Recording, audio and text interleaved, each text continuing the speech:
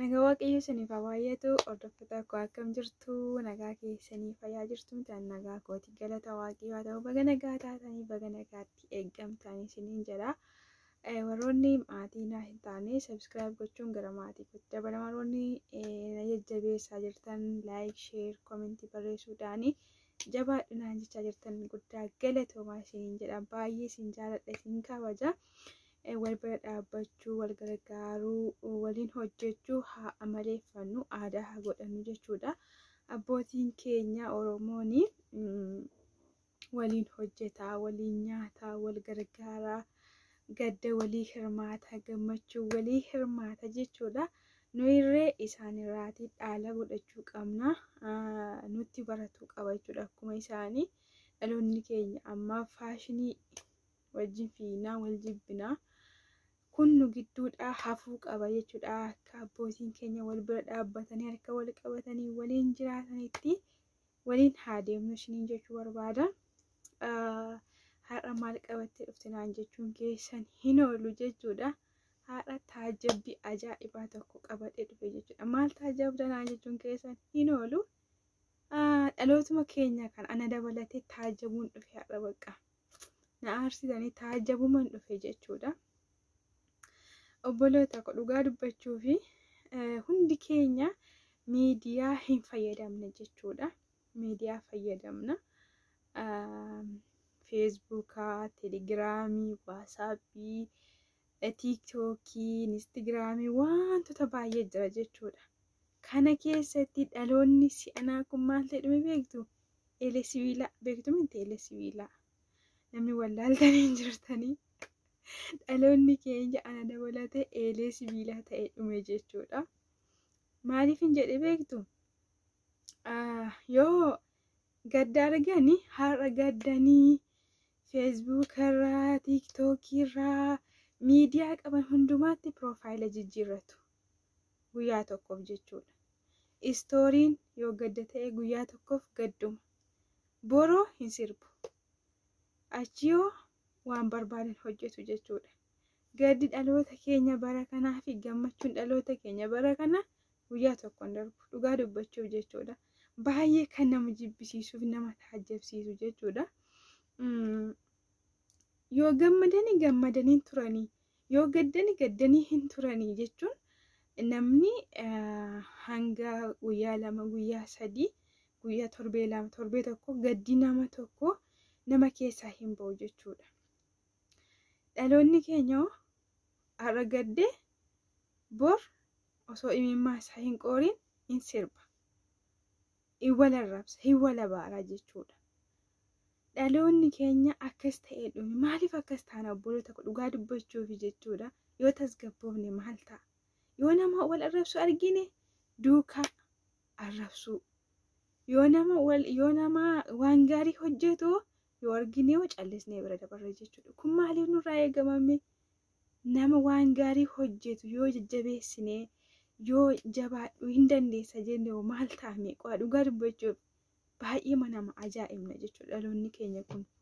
Eelee sibiilaa maaliif hin jedhe beektu? Eelee sibiilaanii akkuma abdarra keessanii hin ho'a jechuudha. Gaafa isin abdarraa aamsitan yookaan akka dingataa ta'e isin jala aame. Baadiyyaatti hin beektu jechuudha. Amma fakkeenyaaf baadiyyaa yeroo waan tokko ittiin hojjennu hadaa bola beektu miti kan boqqolloon irraa cabe jechuudha. Inni yoo takka balala jee jalaatii dhaame eelee sibiilaanii hin qabbanaa'a. Yoo qabbanaa'eef wanta itti hojjechaa jirtan sana osoo hin bilchaatiin isin jalaatii wanti ta'a jechuudha. Hangoor cocama yookaan immoo maal jedhama? Hangoor cocama jedhama natti fakkaata. Kan hin bilchaanne jechuudha. Kan tokko bilchaate tokko hin bilchaanne waccaa gabbii. Kanatti fakkaata afaan nama kan biraa natti fakkaata kuni. Akkas taanee dhumne jechuudha.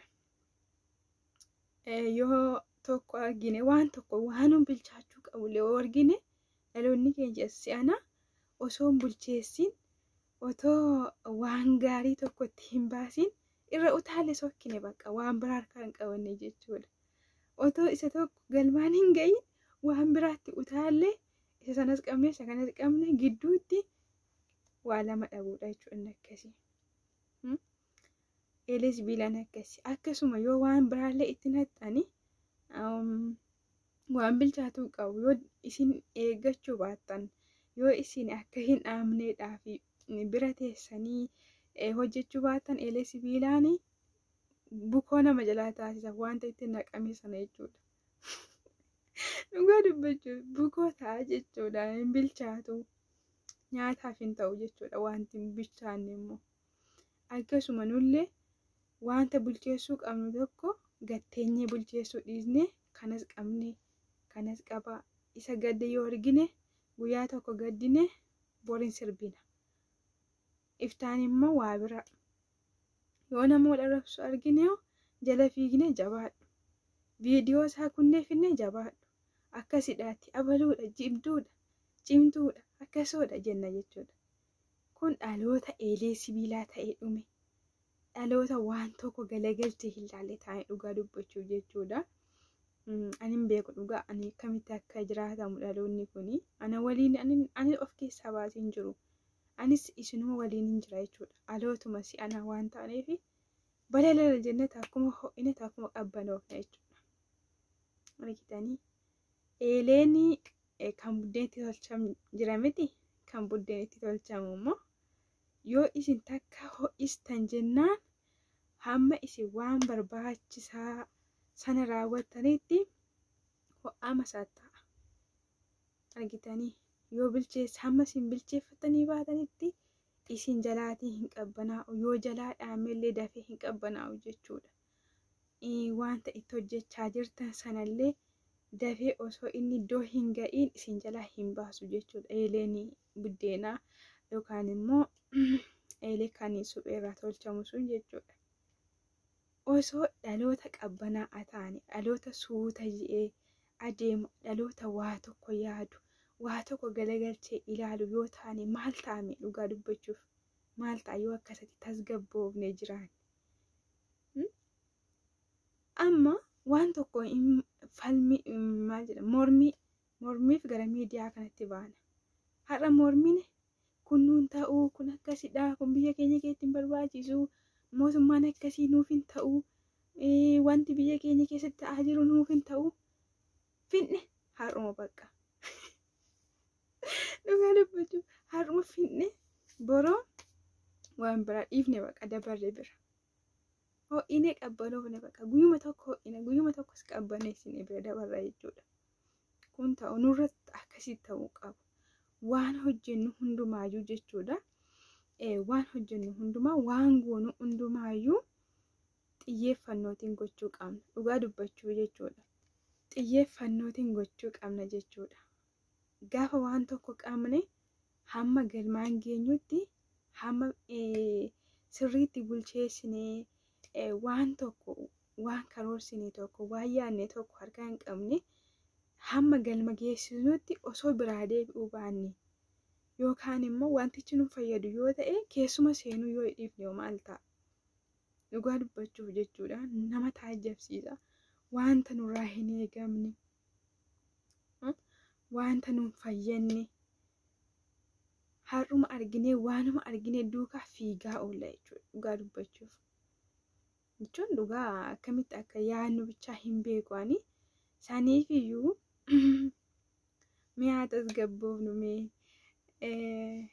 har'uma ho'isnee har'uma gaddinee bor kolfinee bor har'a gammanne immoo sa'aatii kana booddee gadduu hin qabnu. Bakka waan hundumaa keessatti kallattii barbaachisurra deemuu qabna malee waanuma namni tokko har'a ol ka'eef kun akkas ta'uu qaba jedheefi anis akkas ta'uu qaba jechuu hin qabu jechuudha.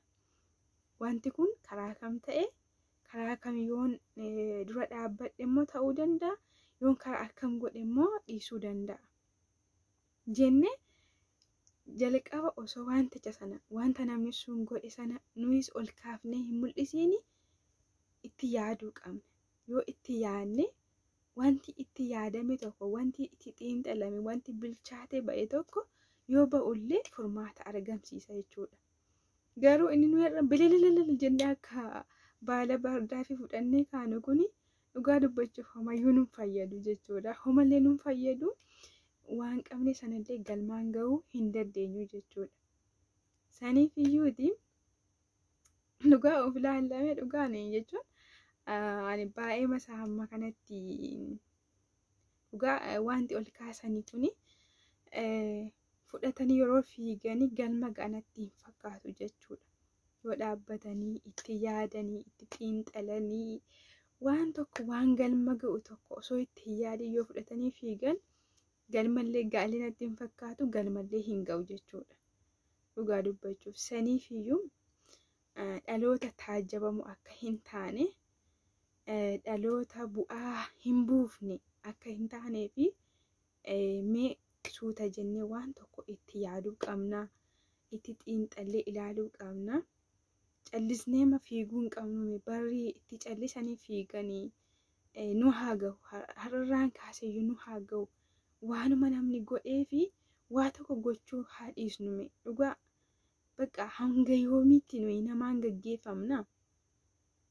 Amma waanuma tokko amma yoo feesbuuk irratti argitan fiddanii gara yuutuubii keessanitti, gara tiiktookii keessanitti, gara bakka miidiyaa gara garaa qabdanitti battanuu irra yaadni kun akkamittiin furmaata argata? Yoon akkam godhe immoo ani immoo yaada kana deeggaruu danda'a. Yoo immoo yaadichi isinii ta'uu hin danda'u ta'e immoo akkamitti immoo dhiisa? Kun yaadi kun naa ta'amu, naan ta'u, na fayyadamu, na miidha jennee adda baasuu qabna jechuudha. Malee waanuma namni tokko ol kaase, waanuma namni tokko gadi buuse, waanuma namni tokko fiigeef, waanuma namni tokko iyyeef, waanuma namni tokko sirbeef, waanuma namni tokko boo'eef boo'uu hin qabnu. Akkamitti akka ta'uu fi akkamittiin akka haalichi itti adeemamu ilaaluu qabna jechuudha. Inni sirbe waan sirbeefi beeka. Ati yoo maaf sirbite? Ani yoo maafan sirba? Nuyi maaf sirbiname? Namni tokko waan sirbeefi beeka. Ani maafan sirba? Isa fayyadeera ta'uu danda'a. Anaan immoo maal na fayyade? Ilaaleera? Itti xiinxaleera? Isinoo akkami? Dhugaa dubbachuuf jechuudha. Namni gaafa bahus maaliif boo'ee jennee osoo hin gaafatiin abaluun boo'eera, abaluun akkas ta'eera jenna. Maaliif boosaa? Rakkinni kee maali? Maaliif gadditaa? Jennee gaafannaa nama hin gaafannu. Akkasumatti fudhannee fiiguu. Baqa. Kana hojiin keenya jechuudha. Nu haa ga'ume maaliif akka gowwaamaaf taana? Gowwaanii waanuma argee osoo adda hin baafatiin fudhatee keessatti illiqe. Akkas hin taanu mee itti haa yaannu, waan goonu tokko itti haa xiyyeeffannu. Namni boo'eef hin boo'ina, namni gaddeefis hin gaddina. Yoo keessi keessanii wanti isin gaddisiisu yoo jiraate yookaas immoo nama gadde sana akkamittiin akka jajjabeessitan, yoo dhuguma wajjin gadditu isuma garaa keessan keessa wajjin gadditu yoo ta'e, nama rakkate sanaaf yoo dhuguma garaan keessan dhukkubsate hamma namni sun jajjabaatutti bira dhaabbattu yoo ta'e bareedaadha. Garuu immoo guyyaa tokkiteef piroofaayila godhattanii, guyyaa tokkiteef wajjin gadditanii, kuni dhugaa dubbachuuf hiikaa hin qabu jechuudha.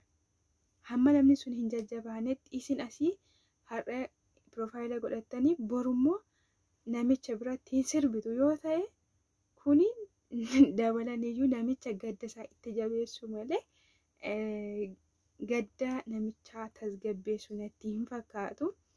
Saniifiyyuu waan goonu hundumaatti adda haa baafannu. Dhaloota eelee sibiilaa taanee akka hin dabarre jechuudha.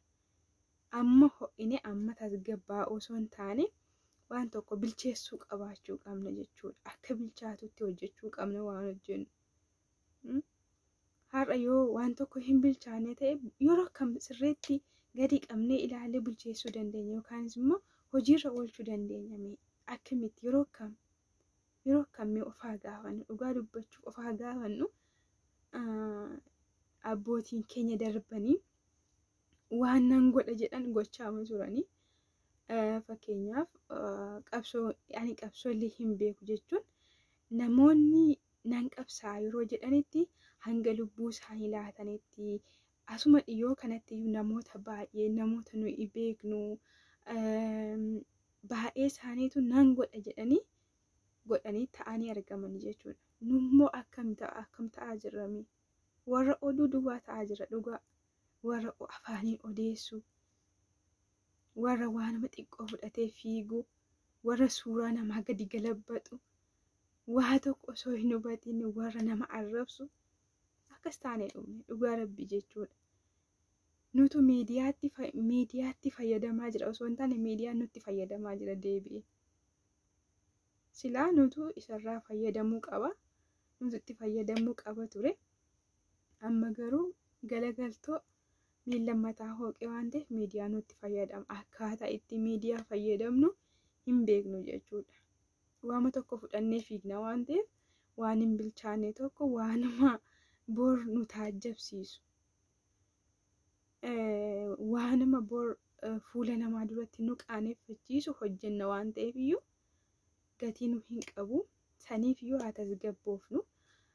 Waan tokko gaafa hojjennu ammuma qabeen ammuma qala hin jennu. Nu haa ga'u baqa dhugaa dubbachuu fi ammuma qabeen ammuma qala yoo jenne waan gatii nu qabu natti hin fakkaatu jechuudha. Yoollee gadi teenyee itti yaadnee maal gochuun qaba maaltu ta'uu qaba yoo jenne baay'ee bareedaadha isiniin jedha. Kanarra dubbii isinitti hin baay'isu. Isin caalaas beekee osoo hin taane isinan jaaladha isinin kabaja. Naaf jiraadhaa umurii dheeradhaa isiniin jedha. Ciao.